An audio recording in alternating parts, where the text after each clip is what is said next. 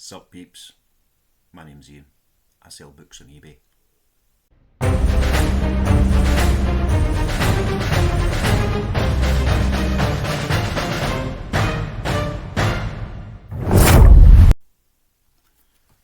We've got about a dozen orders going out this morning. Nothing crazy. A couple of big bundles, a couple of DVDs, a couple of clearance clothes items. I've packed one order already because it needed to go in a big box. Let me see this. There we go. 17 Harlan Coben hardcovers. Well, 14 hardcovers and 3 paperbacks. So nearly all my Harlan Coben books going out to one person. RG6, 10.5 kilos. It's a big box, so I'll send that DPD, next day delivery. Always a good way to go. But the next one we're going to pack is the fantastic Harry Potter single book. Not many singles going out today, but a few, and a couple of bundles, which is nice to see because that gets everything flowing. Today is Thursday, I think. I lose track so easily, so I might get another couple of orders to go out before my 11 o'clock cut off, but the last week or so there hasn't, so we'll just keep churning these out as we go. Get my sellotape so I can take these parcels up. Last week, before I got injured and I had my plans for my videos, I was going to do a bit of a kind of book club thing on Thursdays, so I'm still going to do that because today's Thursday. It's a week behind, but it's where we are. It's what we're going to do. So I've got a big shelf of my own books to read. I get through them as quickly as I can, as time allows. Don't get to read as much as I would like, mostly because I procrastinate and watch television programmes instead. But I have got through one. Just make some tape noise there because I know how much everyone loves that.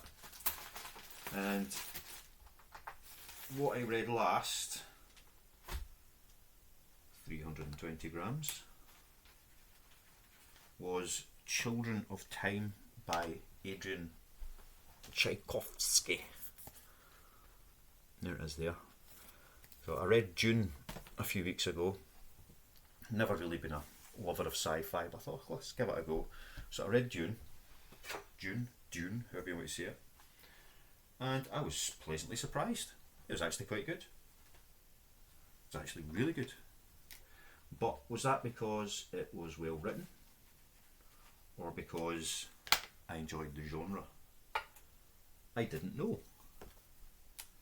I read Game of Thrones a good few years ago and was pleasantly surprised by how much I enjoyed them. Absolutely brilliant. So I thought, oh, maybe I like fantasy books. I don't. For the most part, nah, not interested in those kind of tales and stories. If something's well written, obviously it's a great read, and George Martin certainly can write a mean book, whether it's the Game of Thrones, Fever Dream, whatever. He writes brilliantly. So I thought that was maybe the case with Dune. It was well written. It wasn't, although it's sci-fi, it wasn't a far-fetched story.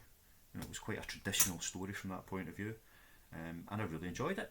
I say, but was that because it was well written, or was that because it was well written and I enjoyed the genre? So the only way to test that is to go out and grab another and see if it's any good. So that's where Children of Time came in. Bundle of Disney DVDs going next. 10 of these. So what's that? A tenner plus postage. So, Children of Time, what's it all about? Just get these in this stack. Why is that not balanced? 1, 2, 3, 4, 5, 6, 7, 8, 9, 10. There we go. Yep. So Children of Time, what does it say in the back? I really don't want to be putting spoilers out there. So, who will inherit this new Earth? The last remnants of the human race left a dying Earth, desperate to find a new home. Following their ancestors' star maps, they discovered the greatest treasure of a past age, a world terraformed and prepared for human life. But all is not right in this new Eden. The planet is not waiting for them, pristine and unoccupied. New masters have turned it from a refuge into mankind's worst nightmare. Now two civilizations are on a collision course and must fight to survive. As the fate of humanity hangs in the balance, who are the true heirs of this new Earth? That's actually a bit misleading. The majority... So, mankind has destroyed Earth. That's always the way these things go, isn't it? They've been out terraforming the far reaches of the galaxy, or a different galaxy, or whatever the heck it's meant to be. And then mankind does actually completely destroy itself. But a new human civilization rises on Earth, over thousands of years, goes through all the same old crap, and destroys Earth yet again. But this time, proper dead. So they escape to the stars, send out all these ark ships to go and find the worlds that were possibly created by the original human race, the ancients, as far as they're concerned. So that's how it kind of sets up. We've got a terraformed world out in the far reaches, thousands of years away from Earth. We've got the new human race going out looking for it, and then we've got the civilization that's been created on this new Earth. So the plan had been terraform it, populate it with apes, and enhance them, release, I think they describe it like releasing a virus that will modify DNA and encourage the advancement of that species so that we'll get to a decent level sooner rather than later. So rather than it being excuse me, somewhere for man to escape to, it'll just be a new human-esque civilization which will develop and flourish on this new planet, 9 centimetres high. But the monkeys don't make it, and instead another species begins that evolutionary process, which is it's really quite interesting. So it jumps across time. You know, the humans that are travelling are doing it in like stasis, hibernation, sleep, whatever you want to call it. So they, you know, a single human lifespan can last thousands of years from their point of view, because you only need to wake up now and again. The other part of the story arc that we follow is this new species on this terraformed planet developing and becoming sentient, developing their own technologies, etc. So it's all reasonably interesting, and the kind of that first act, the first chunk of the book, it's really well put together. Really enjoyed it. It was kind of right enough. You can think about that. That worked well. Bringing in the new humans, considering it's a new human civilization that's come after a previous one, you know, thousands of years later, it's a wee bit too close to how we are. And I get that stories need to do that to keep people interested, but it was hard to believe that something so distant into the future, with everything that's supposedly happened, that they would be as similar in nature and sense to us. You know, even in the last 100 years, human nature, behaviours, everything has changed dramatically. So they thought that thousands of years in the future we're still acting and thinking and feeling kind of like how we do now. It didn't seem very believable. I always have an issue with that. But quite well written, quite interesting. As the two societies get closer and closer to, you know, that conflict described in the back of the book, it's either a bit rushed or it gets a bit naive. Again, I don't know, this is just typical of sci-fi. It's, you know, an imagination can only take it so far. I've got 3 Dorothy Coomson books going here to YO61. But it felt, to be honest, it felt a bit rushed and naive. 600 odd pages in the book, I think. 500 and something like that. So it's already using up a lot of time to tell what it's telling. 2716 by 12. Right, that's just me writing down measurements. Yeah, so yeah, it was a bit unsatisfying getting into the final stages of the book. I say it did feel a bit rushed, a bit gamified, if that makes sense. And I was on the verge of losing interest. But I pushed through that, gets to the conclusion, and again, it felt like something that a teenager would come up with. There's some very clever teenagers out there, don't get me wrong, but naive. Naive's the only word that I kept coming into my head even as I was reading it. It just doesn't quite catch it and grab it all together. So don't get me wrong, I'm criticising it a lot here. I actually really enjoyed it. Really good book. It's a big book, but it was very easy to read.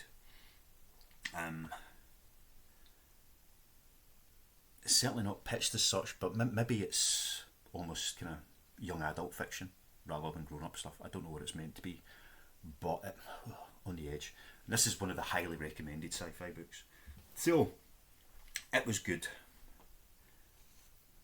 Of all the sci-fi books I've read, which are probably less than 10, I'd give it an 8 out of 10 for them. Overall, it's maybe closer to a 6 for me, but again, not a sci-fi fan, and I think that's proven that I'm not a sci-fi fan, but I'm going to persevere, I'm going to persist. Maybe that's a bit more of a space opera. I'll need to read some different bits and pieces to kind of get some more context. So yeah, good book. I would recommend it to anybody. Give it a read. It's got some interesting ideas, not necessarily new and original ideas, but some interesting ideas, and it's well enough written, some good pacing in the plot, etc., that you can enjoy it. There's no doubt about that. Anyone who enjoys a good read will enjoy it and get a bit something out of it. So that is Children of Time by Adrian Tchaikovsky. Now, I've only got one copy of it, so it's not in my eBay store. So why am I telling you about books that I can't sell to you? Because I like reading them. What I'm going to do with that copy though is give it away. So anybody who has actually watched this much of this video, which is what, a whole 13 minutes in, leave a comment if you want that copy of the book.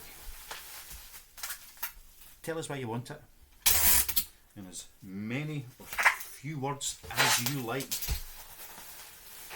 and I'll choose one.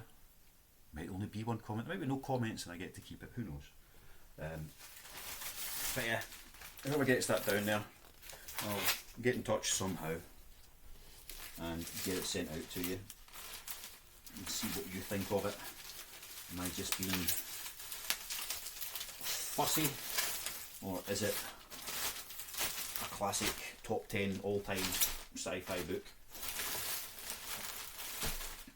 So that's us talked about Children of Time by Adrian Tchaikovsky.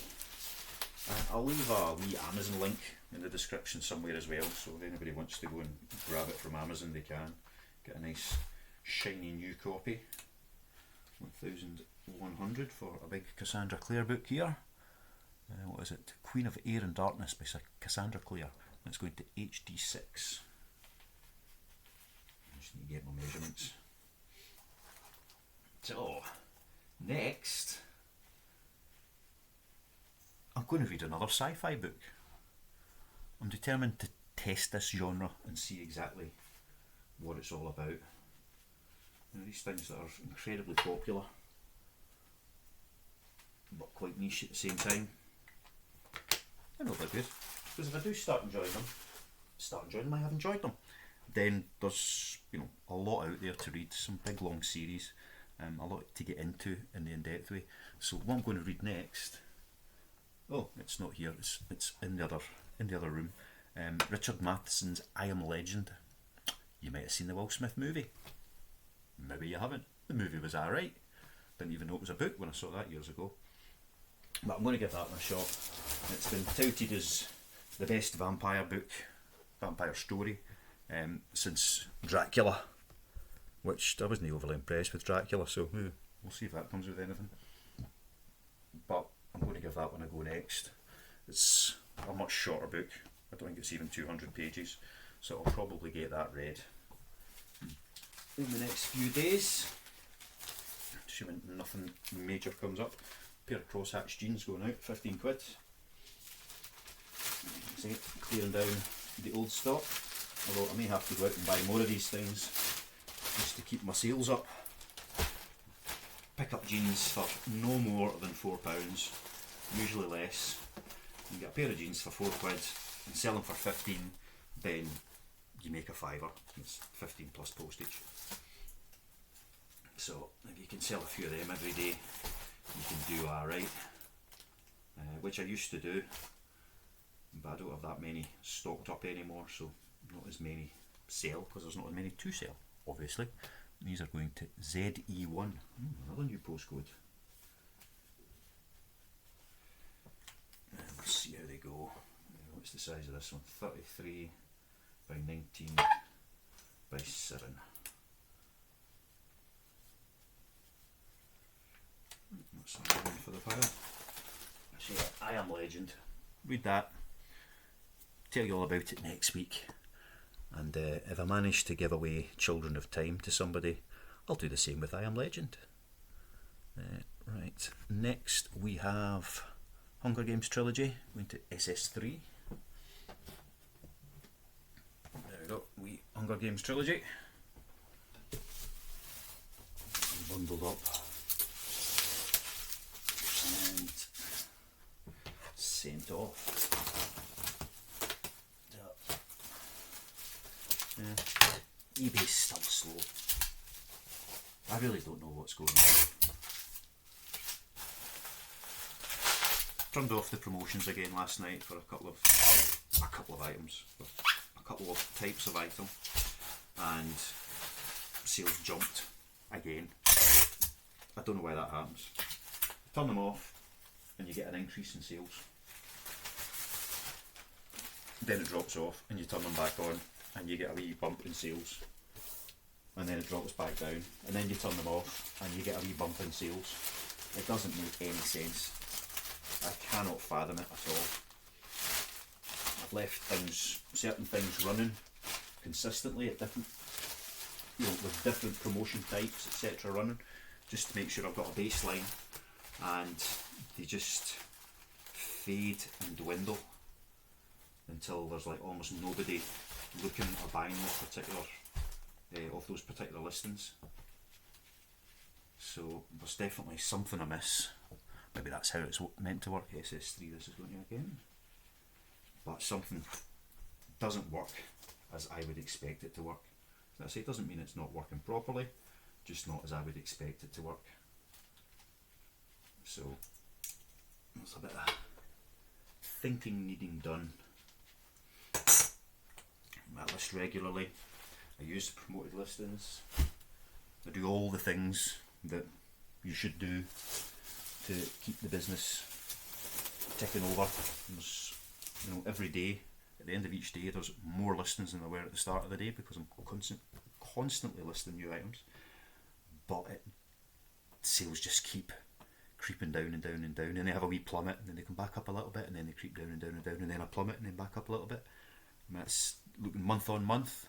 I mean, we're only on to the 5th of October, but month on month compared to last month, I'm 68% down in sales volume, which is just crazy because last month was not a good month. The month before that was not a good month. I mean, it was slow over the summer, as it usually is for any kind of retail, but to be that much down 5 days into the month is crazy. Usually there's a wee flurry at the start of the month and then it slows down in the middle and picks up towards the end. But it's just been, maybe people just aren't out buying things. You know, everyone's hard hit. But we'll keep playing with it and see what happens and see how it works. We've got a few more things to pack, but I'm not going to bore you with all of them particularly. Give you a quick, we've got A Brief History of Time going out. We've got The Secret History by Donna Tartt going out. We've got A Bundle of 10, Danielle Steele's. We've got another little clothing item, Cotton Trader's Fleece. And a copy of the Ender's Game, which I expected to suddenly sell because it's got the Asa boy in it who's in that Sex Education on Netflix, and that final season's just dropped, so yeah, that usually gives a wee kick on things. Anyway, I'll get those last few things packed up, posted off, and then get on with my day. So that's all for now.